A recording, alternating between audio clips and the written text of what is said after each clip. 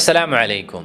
فکر وکړه که چېرته زموږ د ټولو نظرونه او فکرونه یو شان وي نو څه به کېدل؟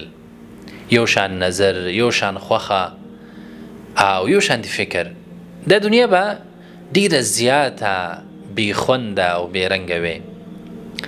اختلاف چې دی دا یو طبیعي شی دی، لکه څنګه چې زموږ شکلونه مختلف دي داسې زموږ عقلونه هم مختلف دي.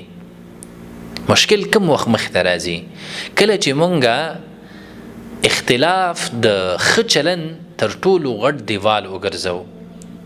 کله چې ته یو چا سره مخامخ کیږي او ستاسو نظرونه مختلف وي نو یو څو خبرو ته چې باید پام وکړي.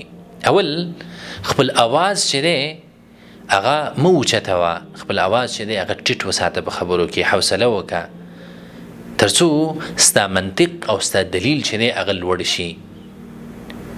ځکه تندر چې دی هغې سره فصلونه نه زرغونېږي، فصلونه چې زرغونوي هغه نرم باران وي. دویم د خپلو الفاظو چناو او د هغې غوره کول چې ډېر په دقت سره وکړه او کوشش وکړه چې د انسان او د هغې د فکر په منځ کې فرق وکړي. ډېر کله موږ د یو چا سره اختلاف لرو په یو نظر کې، په یو خبره کې، په یو عقیده کې، نو په ځای د دې چې منګه د هغه فکر رد کو، هغې دپاره دلایل وړاندې کو په ښه طریقې سره، منګه د هغې ذات ټارګټ کوو. نه داسې نه ده. همیشه چې دی په ارامه فضا کې، په اخلاقو دایره کې دغه انسان فکر چې دی هغه به دلایلو سره چیلنج کا او د هغه شخصیت ته په حیث د یو انسان چې دی پوره احترام ورته ولره. او کله چې ته خلک د رب العالمین لارې ته دعوت کې نو بیا د الهي یو څو اسلوب په یاد ولره. الله رب العالمین فرمایي ادعو الى سبیل ربک بالحکمة والموعظة الحسنة وجادلهم بالتي هي احسن. کله چې د خلک د رب العالمین لارې ته دعوت کې نو په حکمت سره به ستا خبرې د حکمت نه ډکې وي. او کله چې ته یو چاته نصیحت کې او د خیر طرف ته رابلې نو هغې کې ستا اسلوب باید نرم وي.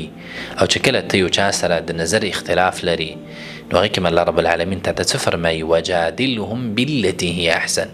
نو په ښه طریقې سره او احسنې طریقې سره چې دی هغه سره بحث وکړه، د هغه پوره احترام وکړه او هغه نظر چې دی هغه په دلایلو سره رد کړه. که څومره هم ستا مقابل شخص چې دی ډېر غټ مخالف ولې نه وي، هلته هم چې دی د قرآني قاعده زده کړه. الله رب العالمین چې کله موسی علیه السلام او هارون علیه السلام فرعون ته لیږل چې هغې د ټولو نه غټه دعوه کړې وه انا ربکم الاعلی، فرعون ویل زه ستاسو د ټولو نه لوی خدای یم. خو الله رب العالمین بیا هم موسی علیه السلام او هارون علیه السلام ته څه فرمایي؟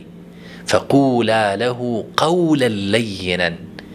چې کله تاسو هغې سره خبرې کوئ نو هغې ته څنګه خبره وکړئ؟ نرمه وینا.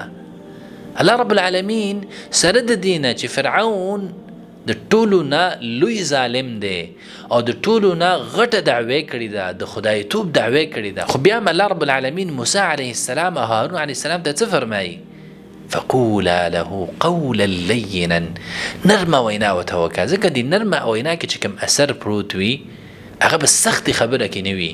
نو همیشه چې کله ته یو چا سره اختلاف لري او هغې سره بحث کوي، هغه د الله رب العالمین لارې ته رابلې نو د خپلو خبرو سره ډېر زیات احتیاط وکړه او دلته چې دی د نرمۍ نه او د اخلاقو نه کار واخله. ځکه ډېر کله چې دی انسانان ستا اوږده تقریرونه او کارونه چې دی هغه هیروي، خو هغه اثر چې ستا د لویو اخلاقو د اعلی اخلاقو د وجې نه پاتې شوی هغه همیشه چې دی یاد ساتي